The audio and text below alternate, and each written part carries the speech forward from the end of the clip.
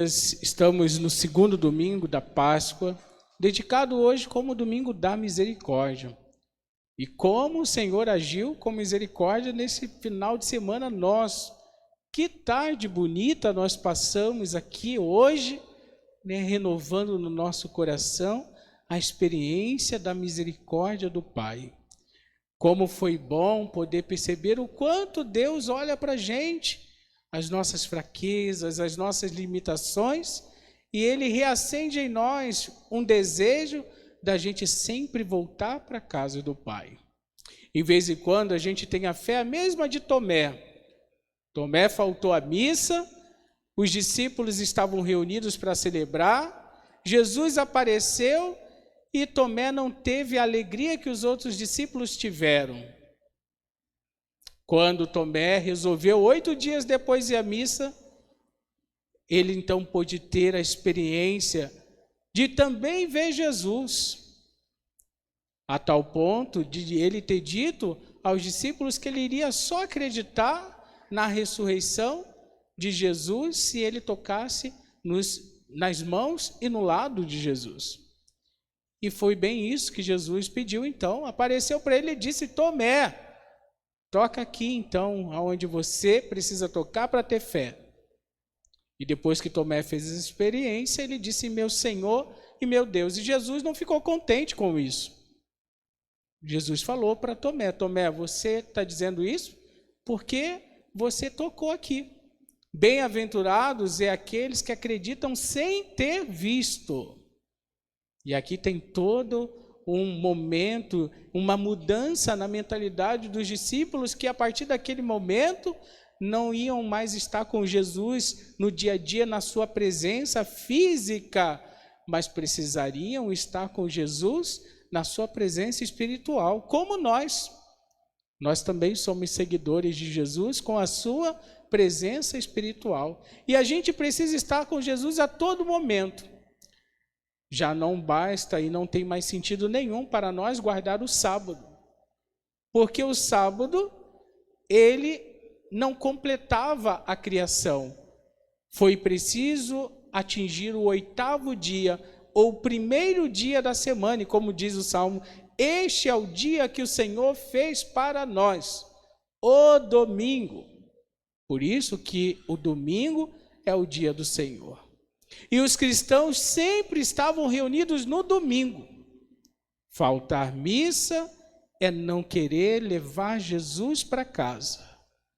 Faltar missa é permanecer com o coração duro, sem transformar. Faltar missa é você ficar pensando só na sua vida aqui embaixo e esquecendo daquilo que é mais importante.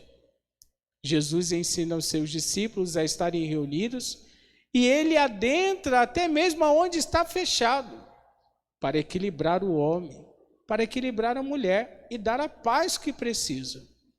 Os discípulos, depois que fizeram essa experiência de ressurreição, estavam tão fortes que até a sombra de Pedro curava. Não é que Pedro curava, é que era a força de Jesus estava em Pedro.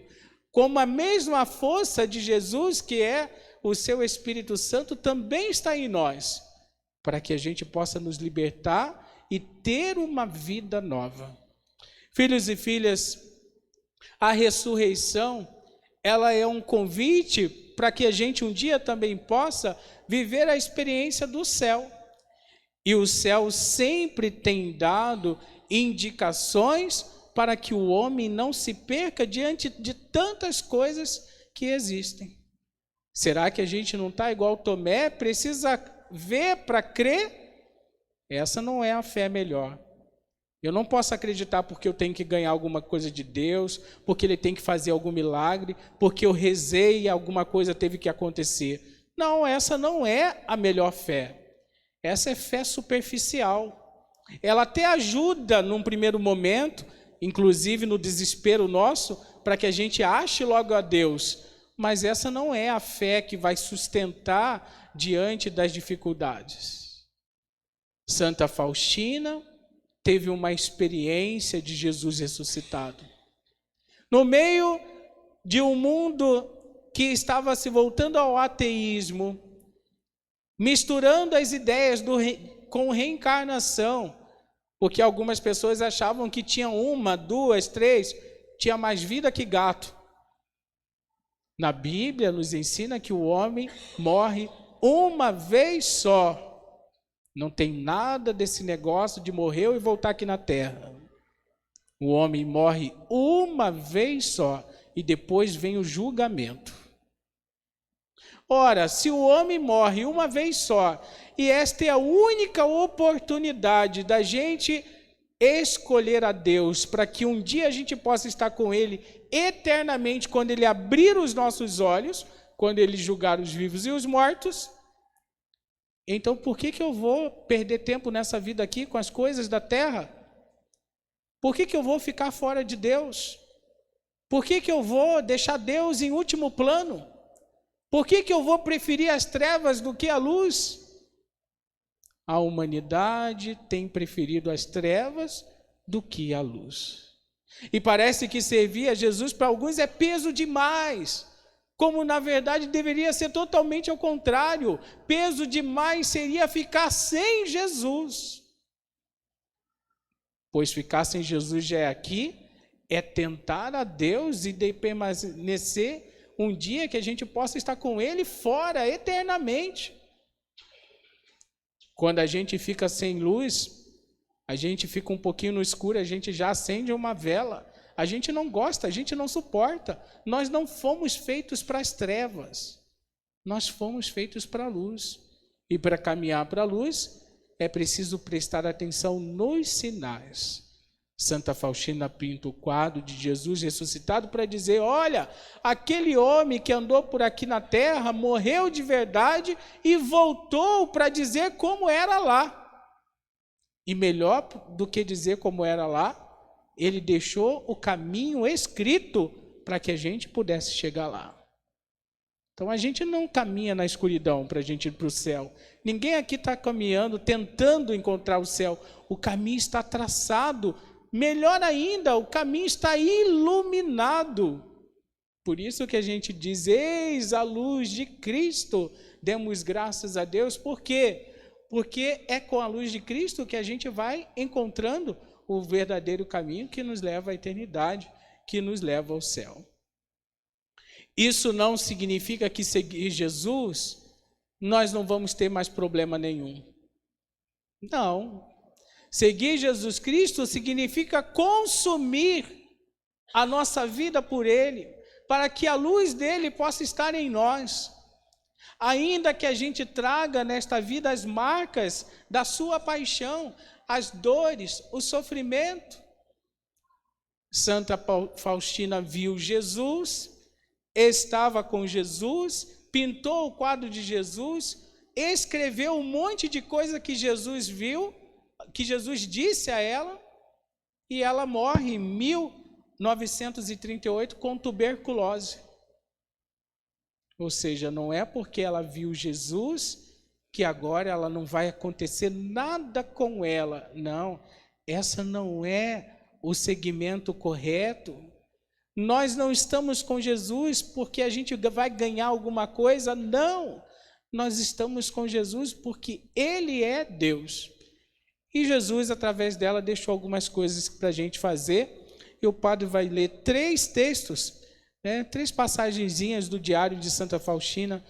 Olha só o que Jesus fala com a sua misericórdia para cada um de nós. Primeiro, lá no diário, no número 300, diz assim: a humanidade não encontrará paz enquanto não se voltar com confiança para a minha misericórdia. Então a paz não vai vir por causa de política, não vai vir por causa de presidente, não vai vir por causa de ciclano, de fulano. A paz ela virá quando todos os homens e todas as mulheres deixarem o amor de Jesus tomar posse desse coração de guerra. Então são palavras de Jesus para a humanidade. Depois Jesus manda a Santa Faustina recitar diariamente o terço da misericórdia, que foi ele mesmo que ditou para ela, para que ela ensinasse e toda a igreja pudesse rezar. Lá no diário 687 diz assim: recita sem cessar este texto que te ensinei. Todo aquele que o recitar alcançará grande misericórdia na hora da sua morte. Ainda que o pecador seja mais endurecido, se recitar este texto uma só vez, já vai alcançar a graça da minha infinita misericórdia. Então, olha como é importante rezarmos o texto da misericórdia.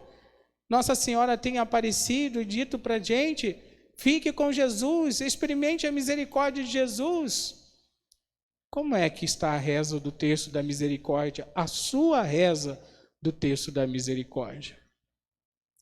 Terceiro, diário 367.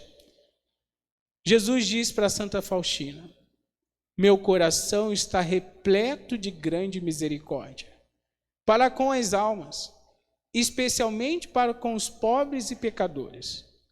Oxalá possam compreender que eu sou para eles o melhor Pai, que por eles jorrou do meu coração sangue e água. São dois símbolos. Sangue é o símbolo da Eucaristia e água é o símbolo do batismo. Como de uma fonte transbordante de misericórdia, para eles resido no sacrário, e como Rei de misericórdia, desejo conceder graças às almas. Ó, como é grande a indiferença das almas para com tanta bondade, para com tantas provas de amor. Para tudo tem teu tempo. Mas os homens apenas não têm tempo para vir buscar as minhas graças. Que a gente possa, então, ouvindo Jesus, que manda a gente experimentar a misericórdia dele, que a gente corra em busca dessa misericórdia e faça no nosso dia a dia, de fato, homens e mulheres novos, porque a luz da ressurreição nos alcançou. Ela precisa já nos alcançar aqui, ressuscitando aquilo que a gente traz de morte, para que um dia isso perpetue, para que a gente possa ter vida eternamente. Então nós conhecemos Jesus. Não foi uma ideia dos discípulos que ressuscitou, não é só uma filosofia, não é só uma experiência de um grupo, de discípulos que começou a divulgar a ressurreição. Nada disso. Nós seguimos uma pessoa verdadeira, verdadeiro Deus e verdadeiro homem. E a ele será o início e será o fim de todas as coisas. Ora, se ele é o alfa e o ômega, se ele é o princípio e o fim, por que não eu não me apegar a esta sua infinita misericórdia? Então a gente pense e repense, como é que a gente tem experimentado esta misericórdia? E o último pensamento é que assim como eu experimento a misericórdia dele, eu também sou chamado a ter misericórdia para com o outro. Se antes era dente por dente, olho por olho e dente por dente, apesar que agora já tem que mudar, no século XXI a gente é olho por olho e dente por dentadura, que a gente sempre faz um pouquinho a mais. Alguns nos irritam, a gente irrita um pouquinho a mais. Alguns fazem, a gente quer sempre um pouquinho a mais. Não é dente por dente, não, é dente por muitos dentes. Então, essa não é a melhor proposta para o homem, porque aí nunca vai experimentar a misericórdia do Pai. Mas está aí o convite de Jesus mesmo. Venha para mim, venha experimentar a misericórdia. E vamos ver se eu não derramo as graças que eu estou segurando para você. Louvado seja nosso Senhor Jesus Cristo.